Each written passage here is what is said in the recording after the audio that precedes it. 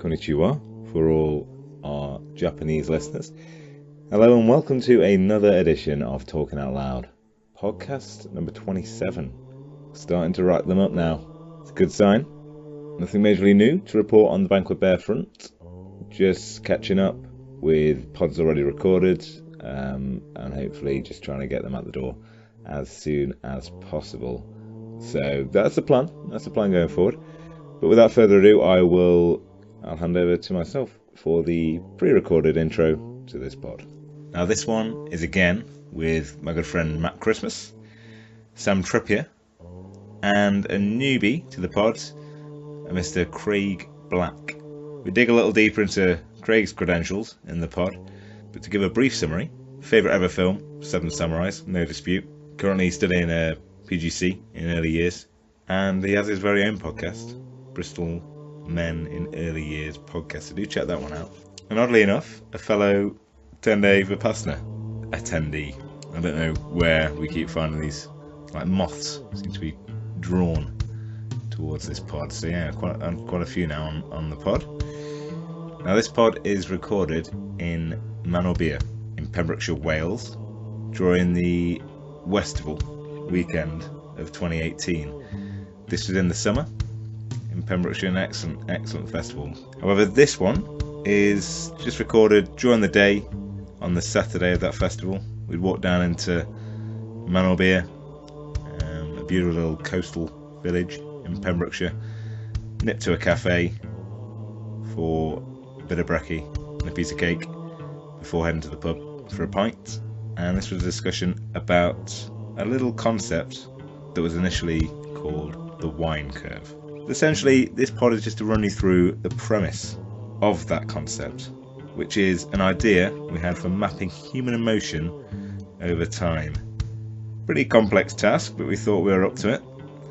Now, essentially, it was to associate good and bad, or positive and negative, moods against life events. Just be able to track that over time and give yourself a little bit of perspective as you go through the course of your life. So it's a nice concept. We dig a little deeper, thanks to Craig's knowledge, into looking at incorporating Zimbardo's chronological theory into this. Stay with us for that one. But we essentially just chat through the concepts of what governs human emotion. What really do we mean by negative and positive? A lot of conjecture here, I will tell you that much. And we talk through the concept that's incorporated into said curve called the butter bump. So again, stay tuned for that. There will of course be a high level description of said curve on the video, so do look at YouTube for that, and also on the website of course.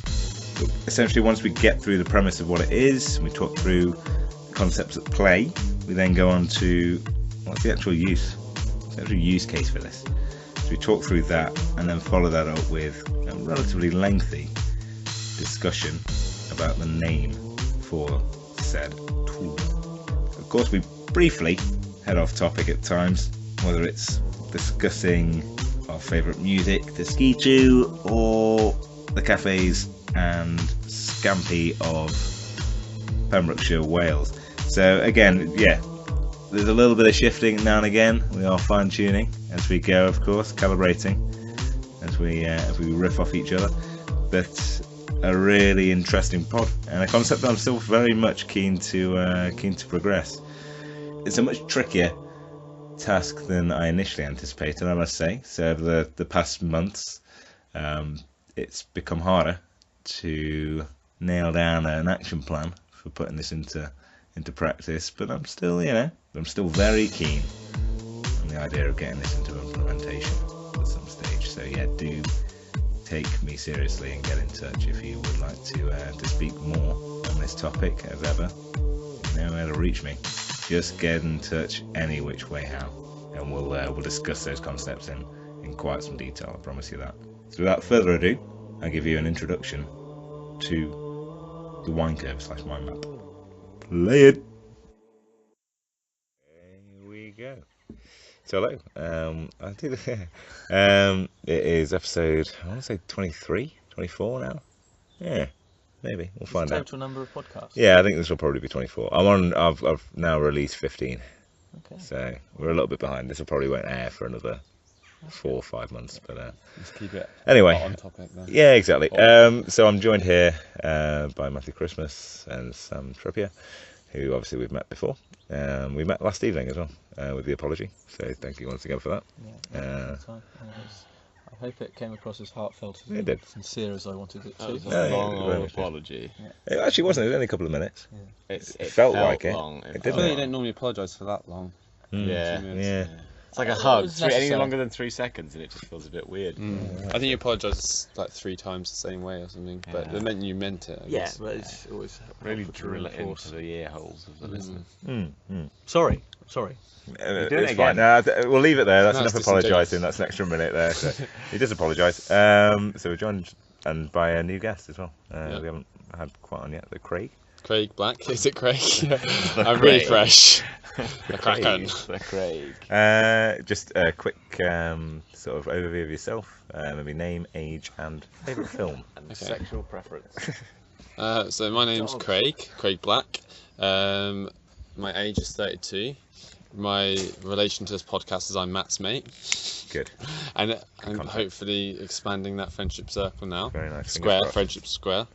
And Still square, favourite film, I'm gonna stick. I really kind of don't like the concept of Sure. favourites, Yeah, but yeah, yeah. if I've got to say one, it's probably Seven I Samurai. don't like the concept The- of favourites. Yeah, it's unnecessary. It's like Boxing it's almost things like again. an Asperger's thing to do. Like, oh, what's my top 3? It's like, well, sometimes I really like Shining, but it's very different from Seven Samurai, and Yes. I love both of them for different reasons. They're not. One of them's not better than the other in my mind. But Understood. But But it if you keeps make the me- question concise at least. It does. I mean, it allows people but just to get if a you're feel like for it. nitpicking and being like ideological like I do, Yeah. very Well, this is a- principled. Okay. Yeah. Seven But yeah, Samurai. I gave you an answer. I gave you an answer, but yeah, begrudgingly, We're gonna have Seven to take Samurai. one. Okay, grand. I Well, just sort of we study can- film, so I do have a lot to choose. Oh, so, yeah. fascinating.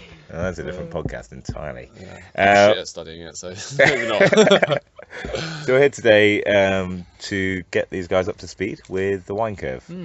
So that'll be probably podcast number 21. This could probably be incorporated into the start of the board meeting that we had. Lovely. So for this, what we'd like to do is just basically introduce people, so both of you and the people listening, to the concept of the Whine Curve, which we think we're going to change the name. Yeah. Should say that we'll straight off discuss the bat. that, Yeah. We'll discuss that later on. But Matthew, if you'd like to take it away with the premise. I would love to. Now, what I fear is that I don't fully understand this enough to articulate As it. do I. So, Neither and do maybe I, our sorry. understanding of it is different. In which case, this should hopefully It's a conversation. Or iron an out those explanation. creases. Yes. So my interpretation of it is this: the Whine Curve is currently just an idea, isn't it? It's Yes, not very really much so. Embryonic developed. stage. developed into anything yet. Let's Mhm. not pretend it has.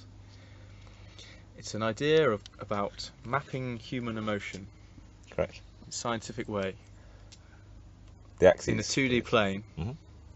against a y-axis and an x-axis. Yep. Now, the x-axis is time, isn't it? Yes. Currently. And what scale that's measured in is up for Is debate. by the by. Yeah. It's eternal. Time Yeah, is. yeah. What's a bit more Unravaging debatable is how The y-axis. What do we measure on the y? yeah, what's the unit of the y-axis? Now, Correct. originally we sort of went for happy and sad, but that just when we researched this in the Cat and Wheel, spoke to people, there was one very insightful man who just suggested that was Yeah. just too basic. Agreed. Yeah. And his suggestion was. Well, he reckoned that the driving fear or forces that govern our emotions are more to do with fear, Yes. which you could say is quite a cynical Yes. way of looking You at it. seem but like a not cynical man. If the positive is a lack of fear. Very true. So Which I think he was getting at. as yeah, well. he said that if you pare down the driving force behind any of our actions, he originally went fear and love, but then quickly dismissed the love idea. He did. Yeah. Waffy and Right, it's England, mate. yeah, just fear and less fear. Agreed. Oh, that was yours, I think. Wasn't it? Ah, okay. Yeah, I think you sort Yeah. of, the cynic in you came out. So Anyway, so we're divulging. essentially, the idea is you have fluctuations in your life of how you feel, and the idea of mapping these that's quite repetitive, but I'm not suggesting that's the case in any way. Uh-huh. The idea of tracking these and That looks associating like them with events in your life. Distinctly like a heart rate. Yeah, that's yeah. From my perspective, the usefulness out of this is being able to associate periods of good mood and bad mood with events and things that you've chosen to do, or life choices. Nice. And to better understand how you can control your. Are you familiar with Zimbardo's Here we chronological therapy? So Zimbardo's Make a note. Zimbardo's the guy. Zimbardo's the one that Write did the down Stanford Zimbardo. Prison Experiment, Okay. and he's advocating the way that you provide therapy is that you go through and try and make a proper chronological understanding of things and events that have arisen, and seeing things, instead of seeing things as a collection of negative things that have impacted, remembering all the non-negative things and trying to actually really remember with some accuracy what goes on. Positive. Store those rather positive than emotions. morphing what happened into a horrible fiction of your Very work. easy to focus on just the bad Echo stuff. chamber. Yeah, and then you basically it's distorted, and it's how you get people that are in those terrible negative cycles. And I've had friends K-holes in that the managed to get first in their degree, and through overthinking made it like a failure, Yes. or like it didn't mean anything, despite the fact that they were the only person in 100 people that got Sure. one in the reputable They're annoying people, university. aren't Well, I loved her, but Yeah, she was lovely, but she Sure, she no, I'm just with you, had I'm with you. low confidence, and she just needed that fact stated by another person that it's okay, you were successful, Uh-huh. and you don't have to feel bad about it. It's okay. they? Oh, awesome. Yeah, but yeah, I heard him talking of some podcast that I can't remember. Okay. Maybe Sam Harris, Cool. or Tim Ferriss. Maybe Tim Ferriss. Oh, he's got good ones. Yeah, He's got he's really good. good ones. Grand. Okay. So Zimbardo's, we'll make a note of that. And we'll probably incorporate that into version 2. But so yeah, carry on, Matt. So we've got happy and sad are the primary access, or fear and lack of fear. Yeah, lack of fear here. I So think is this it- up for debate really? This currently, we will take a photo of this. So for anyone on YouTube, you will be able to see what I we're don't know, drawing. though. So say you got a newborn, right? Yeah. Is it really fear and lack of fear? Because surely they shouldn't. Yeah. Would they have a concept of fear? It's still born. Hence. So Humans this is are born with innate fears, surely, aren't they? Well, because That's why if you children go are so when, noises, so a falling. young baby, if they feel threatened, they go Right. they open up, Yeah. and just sort of scream at you. I don't know. Is that? But then I would have thought Isn't that statistically like the falling response, isn't it? Because it makes them less likely to damage like I don't know. some inbuilt physiological thing that they do like that. a cat. Yeah, Because in the first they're less likely to hurt six themselves. months, there's loads of like instinct moves that a baby makes. Like for example, first 6 months, if you chuck a child in a swimming pool, they will hold their breath. recommended. That's Yeah. it. They will hold their breath automatically. Whereas after 6 months, Who's been trying this? Have you seen the Nevada album Yeah. cover? That's where they have that baby yeah. underwater there. There we go. Oh, we're linking things there. There you go. but yeah, I wouldn't say a baby has fear and lack of fear. So here then, surely he's got lack of fear. So this is, let's say this is the lifetime of a human being Yeah. on this. So here in the first 6 months, he's pretty happy. He's a little baby until he's about 1. He's just Well, I like, mean, this But is is it fucking all cool. relative? Happy Yeah, Is days. it but all- when- you need some kind of like. You need mini fluctuations on this You need some itself. context to compare. Because how a you're feeling. baby literally goes by hunger. That's Right. literally how a baby operates. It's like I'm either hungry or not hungry. Or So it's shitting. really Well, primal. because they have pain, Yeah. but they have a sense of suffering, don't they? That they have to understand as well. I don't know where suffering would. Does this do we come into fear sort of suffering, like- or Well, this is different it. This is levels why of we need needs. the y-axis is very difficult. Like human because it needs to needs, incorporate and when you're a all of baby. this stuff. This is why fear and lack of fear. Or Fear, lack of fear, or need something. Needs. Don't need needs. Needs. Do you have This do you is have needs or left do in you the not monkey have mind. Maslow or needs something, or isn't it? not? Do you not have needs? yeah, needs fulfilled. yeah. Right, that's not bad, is it? No. That's, yeah. Your needs Pop it on there. change. Pop it on there. Yeah. quite substantially over the course of your life, don't you? From Yeah, nice, being very nice. primal, just hunger, Agreed. safety. Oh, and apparently humans basically make worse decisions when you're hungry. But so basically this was a TED talk, and this guy was talking about why are poor people poor? Why do they make bad decisions with money? And it's not because they don't make bad decisions because they're poor. They literally make bad decisions because there's not enough cash. As in, they when you're living like day to day, they're not looking into the future because they need something now. It's that whole thing of the instant gratification, the Marshmallow Experiment, that Japanese physicist. So he's with like children. with children. Turn out to be successful. Yeah, so it's just like he was just like the IQ is doesn't have any link to success. It just has a bit linked to like problem solving and like academic intelligence. Whereas the marshmallow one was will somebody take what's given to them instantly, or will they wait a little bit longer and get more than they initially? The delayed gratification. So basically, he then tracked these kids for like 30 years or something, and the ones that waited and took 2 marshmallows after a fixed period of time rather than taking the first marshmallow then were generally more successful. Like, how is that measured though? How is the success? Well, I guess it'd be like income, mental health. Yeah, I mean, there was a very strong coefficient, wasn't there? That is definitely a really good trait to have early on. Can we introduce the Z-axis at this stage? Z-axis, absolutely. Which is related to what we were just talking about, Manon. Productivity. Potentially. Yeah. So if we could measure sort of emotion over time and then have a Z-axis of productivity, whether that is sort of your productivity in the gym, productivity in social life, productivity in work life, then you can track and you can sort of get. This is going to be a hard bloody 3D graph to make. Software, won't we now? Big time. We need a lot of data to back this up. That's what we need. But if we could track on the Z-axis as well, productivity. So if you're happy, how productive are you?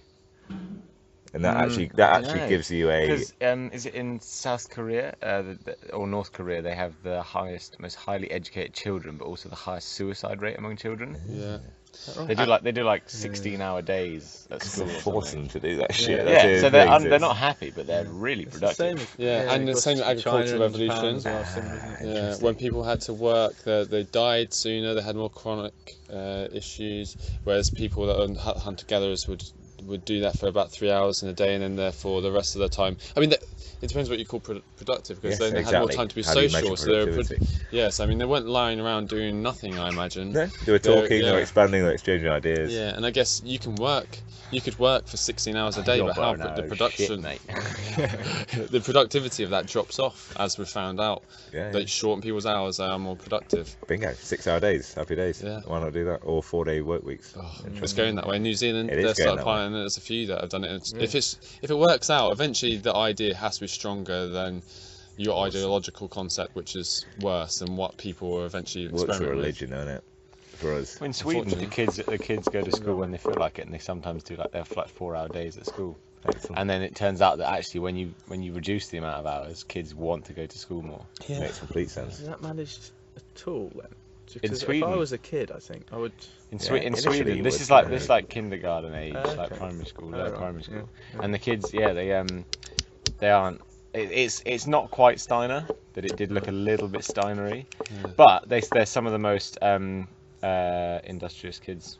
Like, they got really high like mental health. And the piste scores. I mean, Finland's like the one that's normally put forward as being the best, because they don't learn. They're not officially having to start reading until they're 7.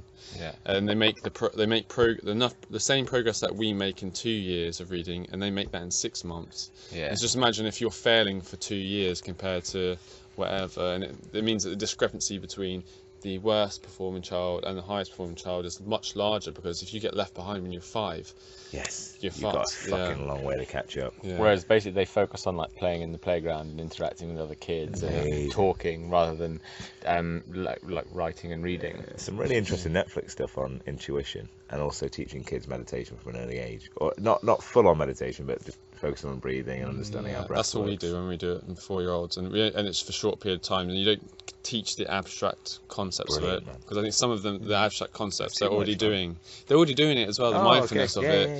But it's almost like you unlearn mindfulness. I don't know if that's totally true, but I feel like being purely in the moment is something that you lose.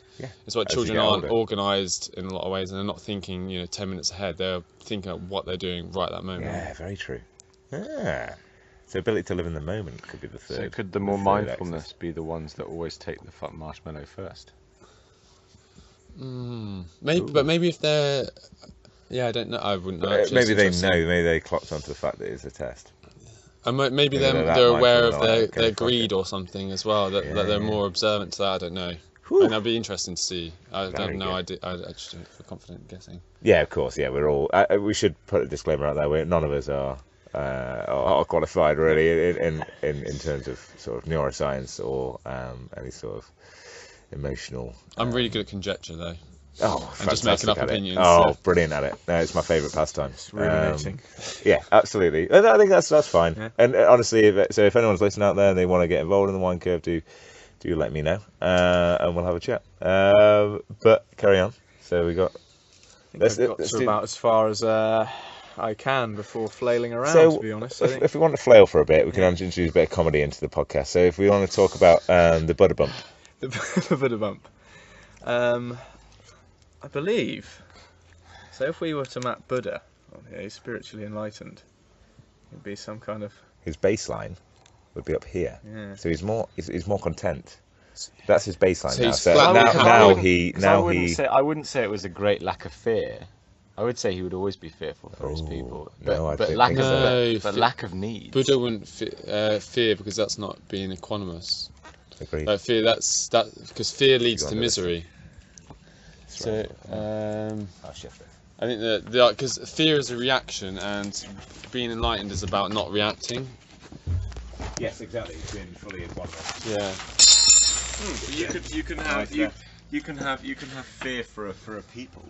But it's compassion over fear. That is, it's purely compassion to drive everything, which is why this is the big argument for why compassion is so much greater than empathy. Because empathy is a skill that can be used for a fraud or a con man, but compassion only leads to positivity and caring thoughts and ego, death, and selflessness. Can we distinguish the difference then? I'm going to get another beer if anyone wants one.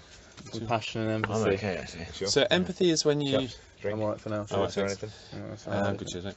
Empathy is when you understand someone, but it doesn't necessarily mean you care for them. So, if I was a fraud, I could understand your motivations and how you work, and I could exploit that. Or if I was a psychopath, not that that's really a term that's used now, but you could use that to exploit people. So you could be a kind of skill. You could be empathetic, but be morally redundant. People are confused with that, I think, and they just think that it's a value, but empathy is a skill, compassion is a value. And what I would say is, the more empathy you have, you might be more competent with your compassion, but it's actually not. It's not necessary, because if I want to help you because you're suffering, me really feeling your suffering doesn't necessarily make me better at helping you. It might actually get in the way, because if I'm feeling a sense of misery through you, I might not be as productive at actually just helping you, because I'm struggling through your same struggle. So I think people get confused by that a lot, and it's maybe to do with virtue signaling. People think that if I suffer through your suffering, it means that I care more, but actually what you should care about is making them better and helping them, rather than like the cult of suffering, which I think empathy can lead you towards. Okay. But I still think empathy is a useful skill to have, especially if you're a teacher. Empathy is probably one of the primary skills, because you need to understand someone and you need to almost create algorithms of how people's brains work, so you can try and figure out how to access them. Okay. And teach. And one of the hardest things to teach, and it's not discussed enough, and it surprised me, is there's something called curse of knowledge, where once you know something and you become competent in it, it's really hard for you to remember or to understand what it's like to be completely incompetent and not have any grounding, because your knowledge of it is so in depth, it's just obvious to you. Right. It's like when you're trying to teach a a beginner something and you just take everything for granted, and it's really hard to. Which is why it's always really good to continually learn in order to teach, because you remember what it's like to be incompetent at something and the need for baby steps potentially to build up and to see things from different angles, and also to be flexible to your learner. And that like empathizing, if something happens to you, that you get hurt or something, that's quite an easy thing for me to empathize with, because it's an active thing. But empathizing with an absence of something requires a really strong abstract level of empathy. There's probably a technical term for that, but your unknowing of something, me trying to understand that, is really to understand a void. Know it yourself. Yeah, I think there needs to be more talking about, because especially in the early years, if you're teaching children that don't understand what a number is, the concept of a number, Yeah, unlearning, you have to unlearn that yourself and try and place value, tens, hundreds, and units is something that's so intuitive to us. But children look at that and like, what, they don't get that at all. But it just seems so obvious to us that of course the world can be looked at through math. That's the language of the universe. But yeah, it takes some time to develop that. How can we relate this back to the wine? Shit. So the Buddha bump. You didn't explain the Buddha bump. Well, you yeah, said that Buddhas are flatlined. This is a bit of comic value to it that we enjoyed in the pub. Or if we say that this is an enlightened person, they don't experience so much fluctuations, but then this is sort of like somebody who's maybe taken up some kind of meditation or something. Okay. And they'll experience a lift from their usual kind of. That looks they'll familiar still get the fluctuations, but they'll overall be in a generally a better place. Yeah. And we call this uplift the Buddha bump. Yeah, that's almost that's one of the things that they try and get you to avoid. Because did they talk about that? They didn't call it the Buddha bump. That'd be hilarious. Bump, but yeah, and maybe fist bumps on it. The Buddha bump, yo.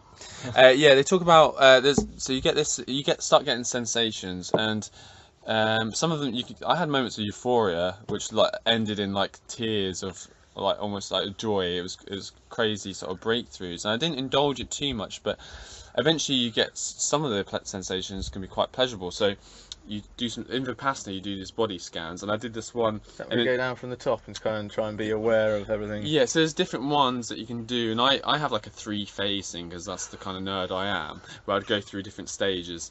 And one of them, as I got better, they would tell you different ways of doing it. You can do like a body scan if you imagine like something like Stargate, you know, like there's things that go like that. So I'd like scan through my body, like the depth of it, and I am very skeptical of a lot of this stuff, but it definitely worked. So it's being skeptical about placebo, but there's a lot of stuff that worked. So I'd scan through, and eventually I'd do like the scan where I felt like I was going through the whole of my spinal cord from the bottom up, and then as soon as I got to the part where my spine would meet sort of the brainstem or whatever, I would just consistently see a crazy glowing light, like up ahead and in front. And I hadn't really done much. I hadn't done any reading on the third eye or all that stuff, the pineal gland and all that thing. I just sort of was aware of it, but it was only after I experienced that I was like, oh, that's kind of like what people have described before.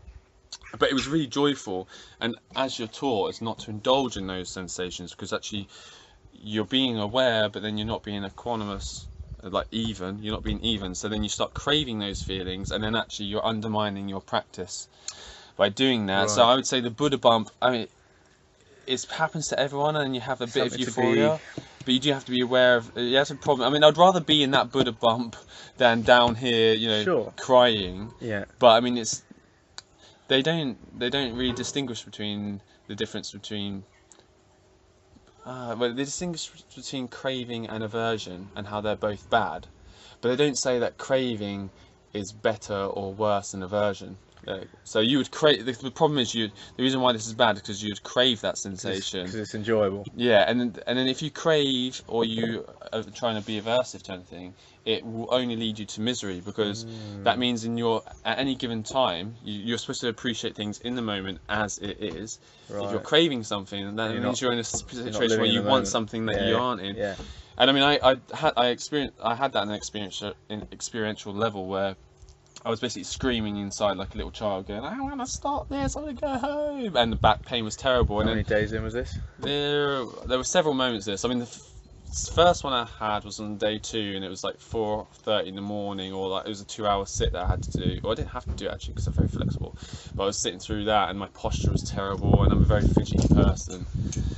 And I just remember like screaming inside my head a little bit.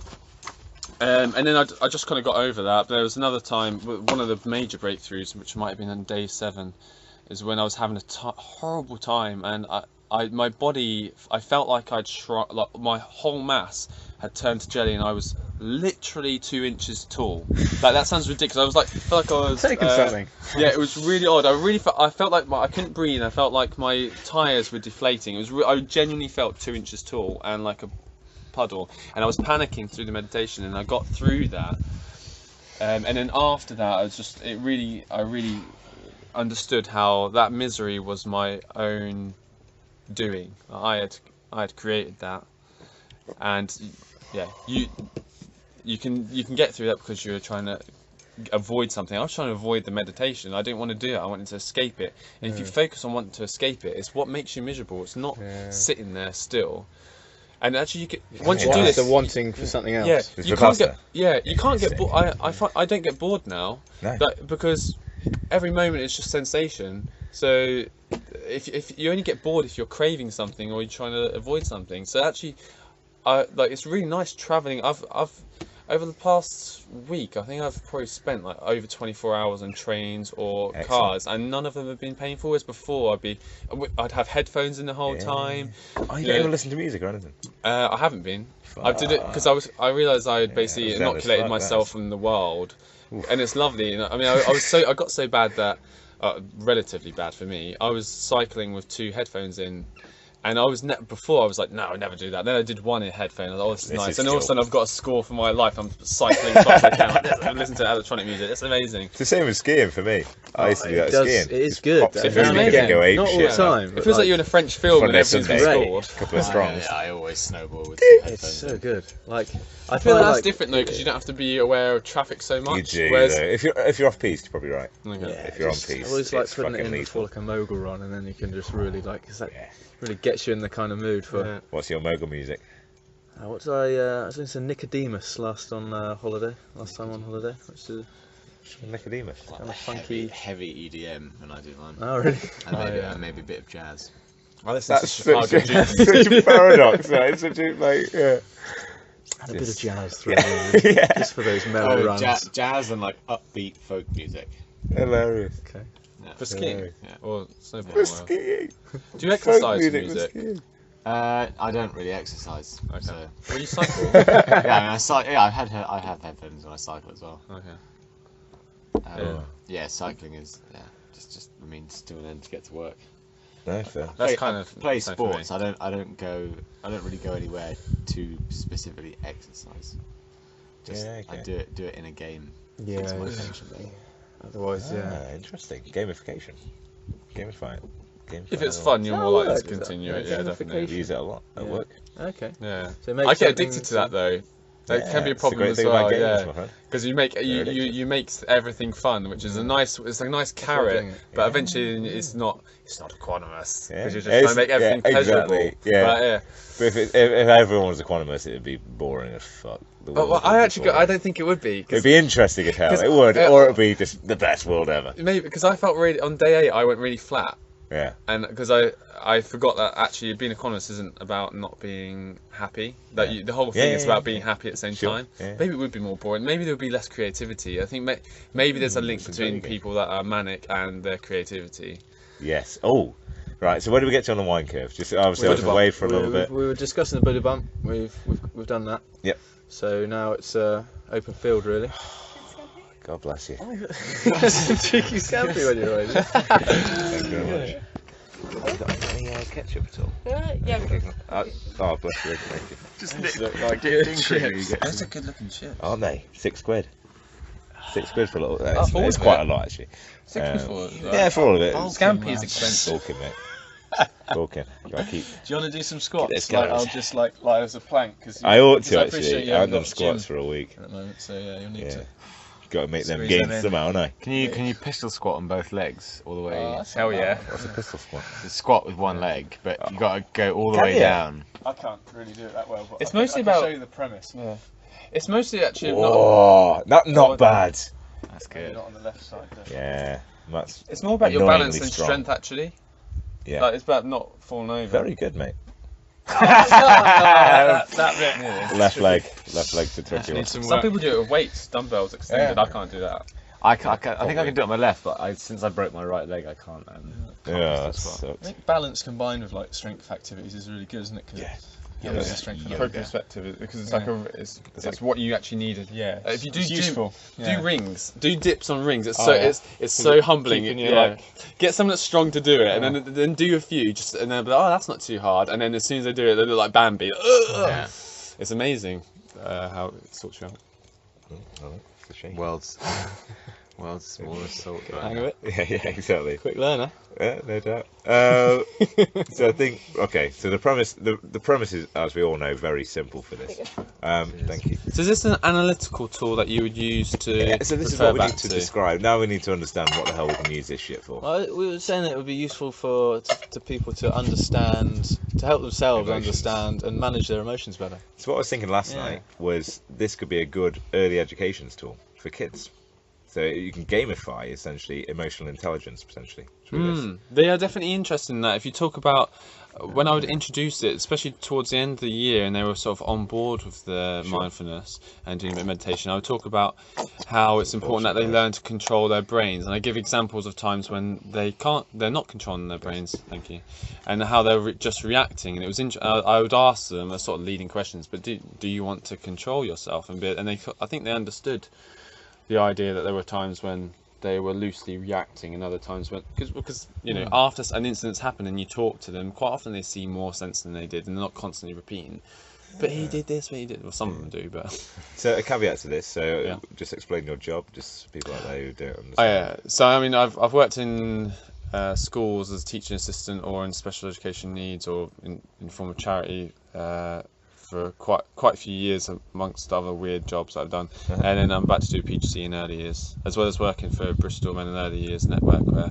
Cool, man. it's mostly talking about how we gender sex, but also about the lack of representation of men in early years, but also early how years is harmful what- stereotypes. What year? It's technically 0 to 7, but really in terms of men working there, it's mostly interesting 0 to 4 in nurseries, where it's a lot of it's nurturing.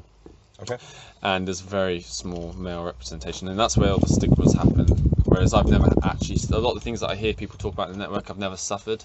Okay. So in schools, I think you get you're let off, especially if you're typically masculine or typically male. I think you get an easy ride. I think if you're a bit effeminate, there's definitely an association where people start seeing that. It's quite horrible, really. Actually, It is quite horrible. But yeah, as soon see if you're effeminate, then there's associations that they jump to. Yeah. They see it as a deviant thing, and society's always had an eye towards homosexuality as being a horrible thing. Our society, evil, for sure.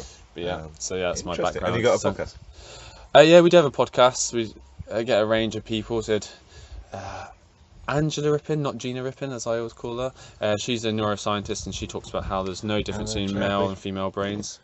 No difference. No difference. Like, it's negligible, and the difference that comes up is through It's almost been culture. taught as like a fact now, isn't it, that there is a difference? There's been Yeah, because I think it might be you, George, was talking to about this, but there are differences because we make differences, and then people aren't looking at, like, they're saying that that's innate, but they're saying it's innate after loads of social conditioning. So instead of going, okay, so what's the difference with babies' brains when they're first born? It's like, I think being charitable, the difference is negligible, and then we condition on top of that and create whatever difference is. And I still don't think actually there's a different size. There's a size difference between male and female brains, and men do have slightly larger brains, which I think led to that Victorian idea, sort of eugenic type thing where. Was it phonology, I think, where like men must be smarter because we have heavier brains. Empirically, we are average brain.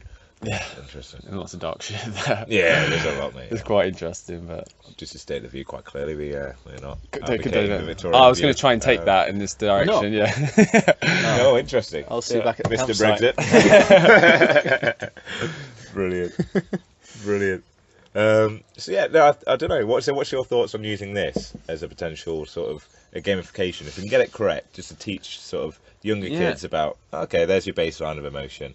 You are going to go through fluctuations of feeling happy and feeling sad, but ultimately your baseline is neither. Well, the alternative is that you have to explain it through language, and considering that their language capacity is whatever that is. Yeah. It's massively differing, especially in certain schools. Cold. But so yeah, anything that you can do if you want to lead someone towards mastery, you want to teach them in as many different ways as possible. And so backing up what you're saying with this graph, it might work for some children, it might not, but That's fine. That's cool. Yeah, the point is, a few. and I mean, adults are only fucked up children, so Bingo. everything that works for children works for adults. It's got to scale it up, or teach some. Sometimes you don't have to scale it up. Yeah, like, true. Children, there are adults that flounder as much as 4-year-olds. So true, man. And often the children that are the worst have the parents that are struggling the most. So Fascinating. Yeah. This is good. So now I think if we go on to a name for this thing. Yeah, it's just So you came up with a couple of ideas last night. levity. What's the wine thing from? Yeah, So the explain wine- curve. 'Cause again, this it was- started off this as a was- bit of a like, oh, this would be fun. This was this would be quite conceived in interesting. your living room, wasn't it? It After was, a few yeah. beers, watching the footy. We were talking about this emotional thing, and then We we thought, came let's up with just try wine, and but make it it is very much confusing because people Yeah. wine is in whiny, not Kind of like not a like pun. alcohol. That's definitely not good PR. It's not. Not good So branding. If you want to make a comedy sketch show, that's a great idea. yeah. So a few ideas, some of which have already been taken. You know, curve. Yeah, CURV. But I think that's. I mean, KURVE? Curve. But it needs to be more deep and meaningful than curve. It seems a bit gimmicky. yeah, Like right. sketches. It's a bit gimmicky. it's I've a got a bit- pair, but not that fussed. I'm not that into the brand. Yeah. So what is it you're doing? It's reflective practice, isn't it? So you're being reflective. It's truth as well. It's very honest. You need to be honest when it comes to You're this. observing. Yeah. It feels to me basically like you're mapping mindfulness. Yes, that's a nice way. Yeah, You need to make it snappy, don't we? Mindmap. Probably already been Yeah, done. right. Brainstorm.